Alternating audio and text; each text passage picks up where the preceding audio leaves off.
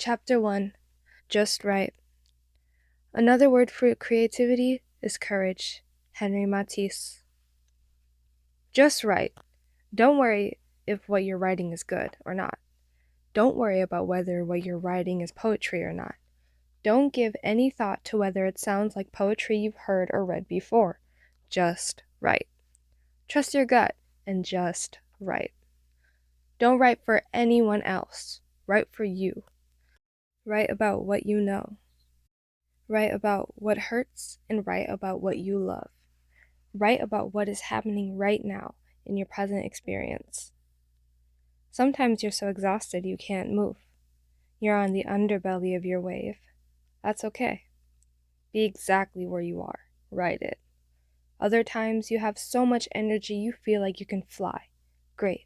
Go fly and then come back and write it. Whatever you are experiencing, no matter how awful or wonderful, it is exactly where you need to be to learn who you are and what you're capable of. The way out is through. Writing will help you track your journey through. When I took classes with the late great beat poet Allen Ginsberg in 1996 at Naropa University in Boulder, Colorado, he always said, "First thought, best thought." This is how he described a spontaneous and fearless way of writing, a way of telling the truth that arises from authentic experience. Pay attention to what you see, hear, and feel right here, right now. Say yes to whatever ideas and feelings bubble up in you. These are gifts. Write everything down. Later you can get rid of things you don't like or need. Don't worry about form. Experiment with it. Write to the rhythm of your breath. Make up your own form. Just write. Dig deeper into the caverns of your memories, thoughts, feelings, and experiences. Dig up all the delicious, juicy ones, the bubbling lava, angry ones, the lonely, miserable ones, the broken, self-demeaning ones, the dark, secretive ones. Dig in, because this is where your poetry lies. When you touch this place in your writing, you will feel it. It's like a combination of fear and salvation. Stay with it. As for your judge, your inner critic, and any other monsters who feed on your joy and confidence, tell them to get lost. Tell them you're not afraid of them. Or better yet, invite them to tea. Ask if they'd like to be your friend. Ask what they've got against you, and what they gain by keeping you down. Ask them if they have any helpful information for you, and if not, lock them up at the bottom of the ocean, on the dark side of the moon, in another galaxy, anywhere they can't get to you. Throw away the key. And then just write. What is a poem? Poetry is thoughts that breathe and words that burn. Thomas Gray, The Progress of Poesy. A poem is a record of your thoughts and feelings, perceptions and insights. A poem is a photo with words. If I were a photographer, I would take pictures of the most important moments in my life. But as a writer, I use words to capture and express a moment. Yes, I have written poems about beautiful moments, but I began writing poetry to help me through depression and loss and to search for my identity and values. One of the most powerful things about writing is that often we start out feeling hurt or angry, lost or confused, and as we write, we find ourselves on a journey in naming and describing our feelings, especially the overwhelming ones.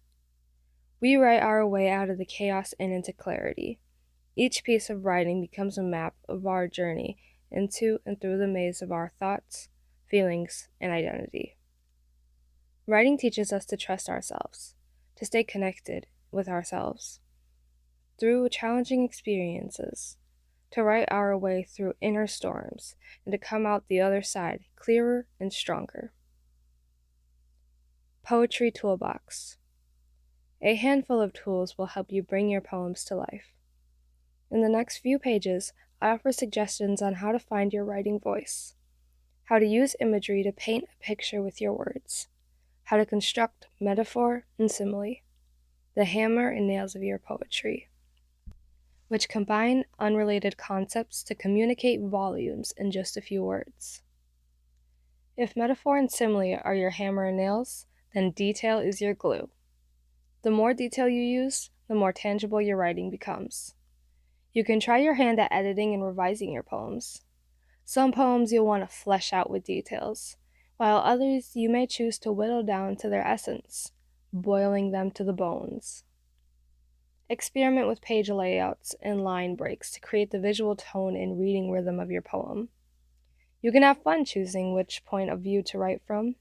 Different topics warrant writing from different points of views to communicate a certain perspective and make poems more potent. Let's take a deeper look at each of these tools. Writing voice. Your own voice is the one you want, trust me. You don't want to sound like anyone else, or you'll never be fulfilled in your writing, and it will never become your refuge.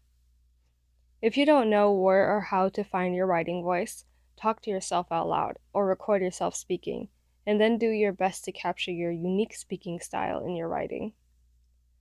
Your own way of saying things is the voice you want to write with.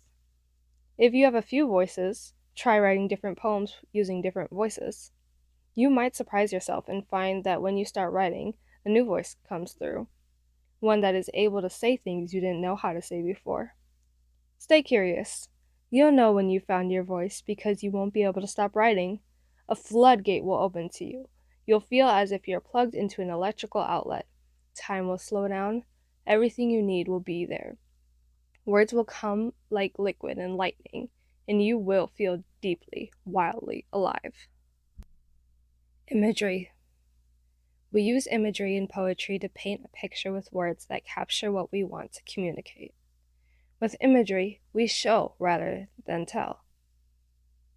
For example, I can tell you my friend is happy today, or I can say her eyes are sparkling. There is a song in her voice and a skip in her step. These words make pictures that show you rather than tell you that she is happy. Metaphor and simile. As poets, we use metaphor and simile to communicate what could be volumes of information in just a few words. Metaphor and simile are the hammer and nails of a poem. They are the tools that build meaning. Metaphor and simile bring together at least two unrelated concepts to identify with or compare to. Metaphor identifies, simile compares.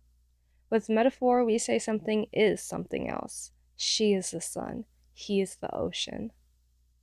With simile, we use like or as to compare. She is like the sun, or she is as bright as the sun.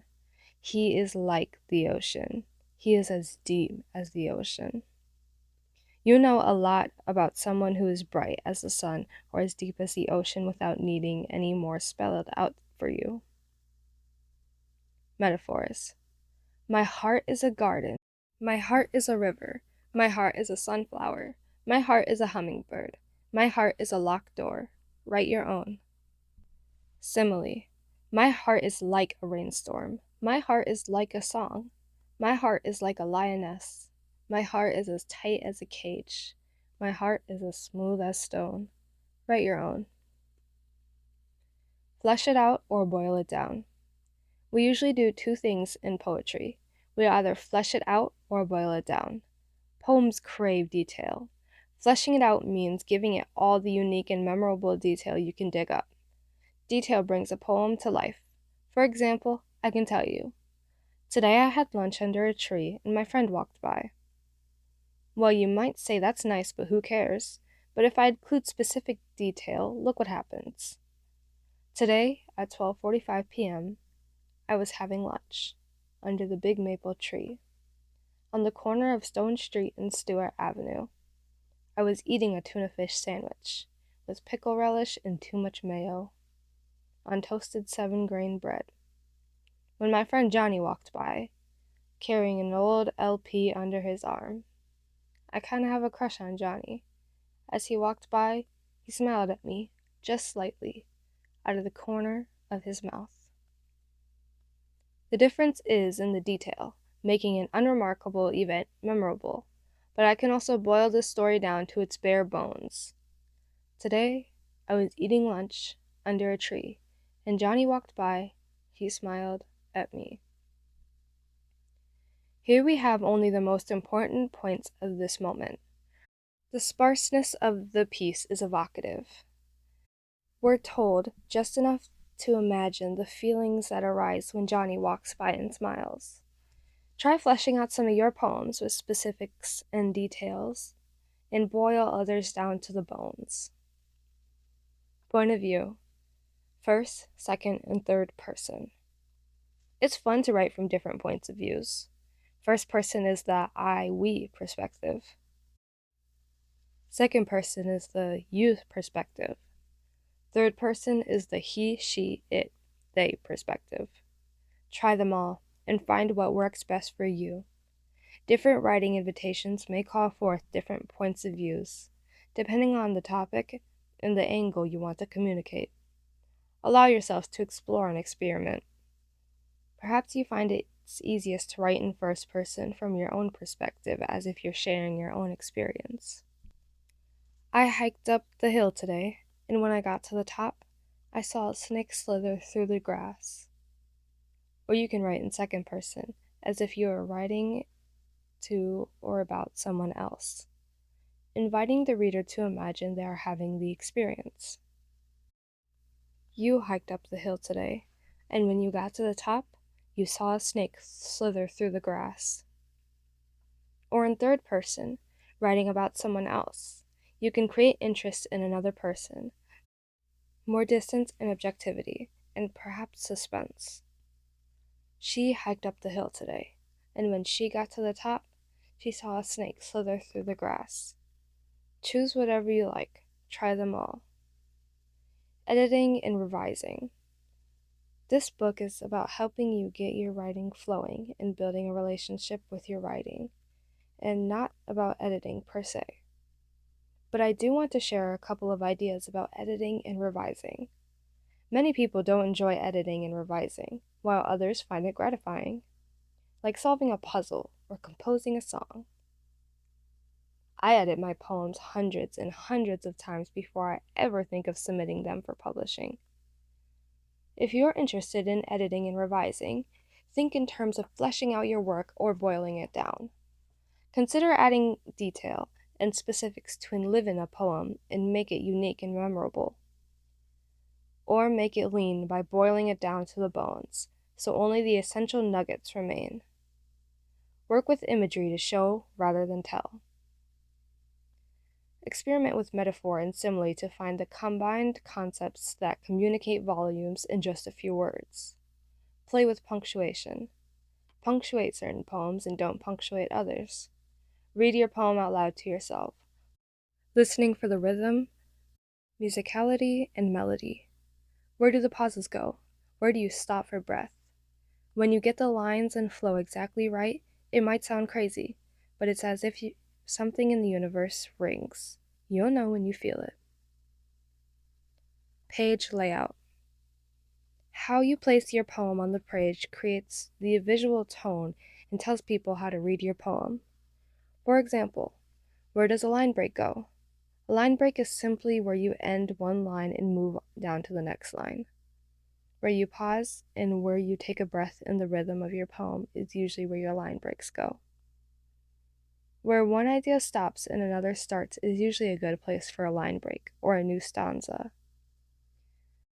The beauty of poetry is that you have total freedom to explore and experiment creatively. Write in short, tight phrases down the page or divide your poem into stanzas, forming paragraphs down the page. Choose a specific number of lines for each stanza and repeat this pattern throughout your poem. End some lines in the middle of a phrase or sentence to create a line break that entices your reader to keep going to find out what happens next. How about one word per line? How about centering your poem? Read other people's poetry, and when you find a form you like, copy it. Some people like to use different colors and fonts. I find this hard to read, but if it makes you happy, go wild. Make up your own form and page layout. I've written poems in which I sing a line or two here and there. Do something original. make it yours. How to use this book. I'm going to ask you to do something crazy. I'd like you to put away your phone, iPad, and computer for now and do all the writing invitations in this book using old-fashioned paper and pen. I know, crazy, right? But something magical happens when we put pen to paper. There's something organic in the pressure required to slide ink across paper that engages and stimulates connection between our brain and our body. It creates a somatic feedback loop between our head writing, our brain thinking, and our emotions feeling. Please, at least try it. Discover the connection and fulfillment that come from writing with paper and pen. I have created and organized the chapters and writing invitations in this book for you to follow like a map on your own journey of exploration, expression, and empowerment. Each invitation will help build and deepen your self-knowledge and self-confidence. There's a desirable order to the progression of chapters and invitations. However, if you prefer to open the book like cutting a tarot deck and start wherever you land, please feel free. You can do these writings by yourself, with a friend, or in a group. Why not invite a few people to join you in a writing group? Meet once a week or once a month. If you don't have a group of friends or peers with whom to write, and if you'd like to meet and write with other poets from all over the country, contact me through my website to join one of my Zoom workshops at www.meredithheller.com. I'd love to meet you and write with you. Writing journal. Keeping a writing journal is a gift to yourself. Your journal is a place where you can tell yourself the truth, map your journey, and keep track of the beauty that pours out of you. It becomes a friend and companion that can help you. Listen to yourself, get clear about what you feel and think, express what you might otherwise hold inside, ask for what you want and need, find understanding, compassion, strength, and peace. If you're like me, you will guard your journal with your life. As you build a writing relationship with yourself, your journal will become one of your most valuable possessions. There was a time in my life when I lugged around a box of about 80 journals, 20 years worth. They were the record of an extremely challenging era in my life, and I couldn't bear to read back through them, but I couldn't let go of them either. One day, a few years ago, in early spring, I woke up and knew I was ready. I pulled out the box, sat on the floor for about 10 hours, and read through every journal. As I read, I began to see cycles of challenging and growth, loss and hope, emotional death and rebirth.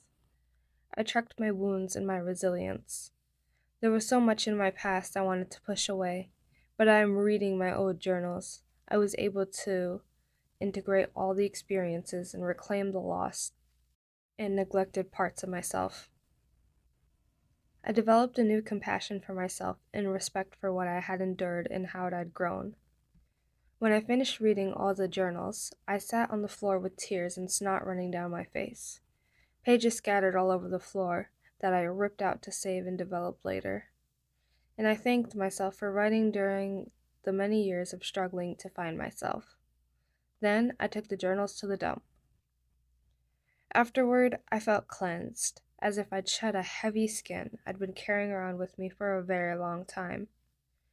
Reading these journals helped me make peace with my past in a way I couldn't have without revisiting who I'd been and appreciated how I'd grown. Get yourself a writing journal that appeals to you. It doesn't have to be fancy. Some people like a bound book, while others prefer a spiral-bound notebook. Some people like clean white pages. Others prefer lined. A plain old notebook will do just fine. My favorite is a spiral sketchbook that opens flat. I prefer unlined paper so I can write as big or as small as I like, wherever and however I want. Unlined pages allow me to doodle borders around a poem or try my hand at calligraphy. Choose your favorite pen or pencil. My choice is a fine point felt tip, nothing I have to push too hard on to get the ink flowing. There is a relationship between you, your pen, and the paper. Feel into this relationship. It will create muscle memory. It will become a ritual that will call you back again and again as a way to access your thoughts and feelings. Soon you will look forward to opening your journal, putting your pen to paper, and entering the mysterious process of summoning the poems that live inside you. When and where to write. Right before you go to sleep, write first thing in the morning, write while you're eating lunch or during a break at work or school. Write when you're sad, depressed, angry, lost, confused, afraid, hopeless, or bored. Write when you're full of excitement, joy, anticipation, inspiration, love, longing, accomplishment, or gratitude. Write instead of watching TV, playing video games, trolling social media, texting, or overeating. Make a writing date with yourself. Sit in your favorite chair or curl up in bed. Find a spot outside, allowing nature to find its way into your poem. The rain, the birdsong, the falling leaves. Some people, like me, need absolute quiet to write, while others thriving on stimulation. Try writing alone in nature, or surrounded by people and noise in a coffee shop, on the subway, at the airport, anywhere you feel inspired. Explore and experiment to find your preferred times and places to write. Trust your own rhythm. Writing sanctuary. If possible, create a special space in your home where you can write. A she shed, a man cave, a writing nook, a creative cove. Any space you won't be distracted and where you can hear your own voice. Make it comfy and cozy, by a window perhaps. Decorate in Zen minimalistic style, or bring in all the decor that inspires you. If you don't have an actual space for this in your home or your bedroom, create an inner sanctuary. Close your eyes. Take a few breaths and imagine the most inviting space to sit or curl up with your journal and write. Where are you? What does it look like? It's imaginary, so create whatever you want. It can be a real place you've been or in a fantasy place. How about the top of a mountain or another planet? Some of my inner sanctuaries include my favorite nook at the Yuba River, a private beach in Big Sur, the treehouse I live on the big island of Hawaii. Once you've created your inner sanctuary, you can write anywhere. Let's get started.